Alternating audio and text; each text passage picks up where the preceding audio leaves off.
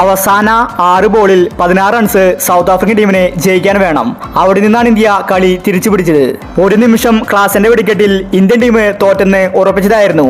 ആ സമയത്താണ് ജസ്പ്രീത് ബുംറയെ കൊണ്ടുവന്ന് രോഹിത് ശർമ്മ കളി തിരിച്ചത്. അങ്ങനെ ഒടുവിൽ സൗത്ത് ആഫ്രിക്കൻ ടീമിനെ തോൽപ്പിച്ച് ഇന്ത്യ വേൾഡ് കപ്പ് സ്വന്തമാക്കിയിരിക്കുകയാണ്. ഒരുപാട് വർഷത്തെ ചരിത്രമാണ് ഇന്ത്യ തിരുത്തി കുറിച്ചിരിക്കുന്നത്. അപ്പോൾ ഇന്നത്തെ ഇന്ത്യ സൗത്ത് ആഫ്രിക്ക മാച്ചിനെ പറ്റിയാണ് നമ്മൾ ഈ ഒരു വീഡിയോ നോക്കുന്നത്. ഇത്തരം ക്രിക്കറ്റ് ന്യൂസിന് വേണ്ടി ഈ ചാനൽ മറക്കാതെ സബ്സ്ക്രൈബ് ചെയ്യൂ. ടോസ് ലഭിച്ച ഇന്ത്യ ഇന്ന് ബാറ്റിംഗ് ആണ് തിരഞ്ഞെടുത്തത്. രോഹിത് ശർമ്മയും കോഹ്ലിയും തുടക്കത്തിൽ തന്നെ അടിച്ചു കളിച്ചു. എന്നാൽ ഈ ഒരു കൂട്ടുകെട്ടിന് അധികം ആയുസ്സുണ്ടായിരുന്നില്ല.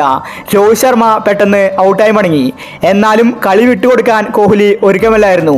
കോഹ്ലി ഒരു ഭാഗത്ത് നിന്ന് അടിച്ചു കളിച്ചു.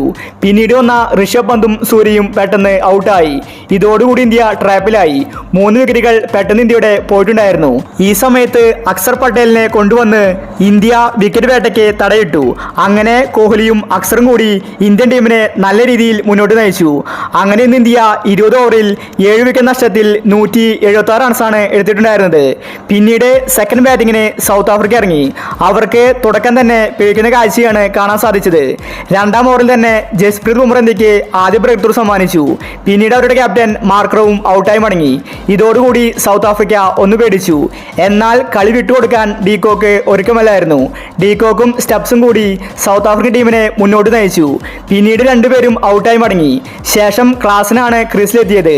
ക്ലാസിന് വന്നതും സൗത്ത് ആഫ്രിക്കൻ ടീമിന്റെ സ്കോർ ബോർഡ് കുത്തനെ കുതിക്കാൻ തുടങ്ങി. ക്ലാസിനും മില്ലറും കൂടി സൗത്ത് ആഫ്രിക്കയെ മുന്നോട്ട് നയിച്ചു.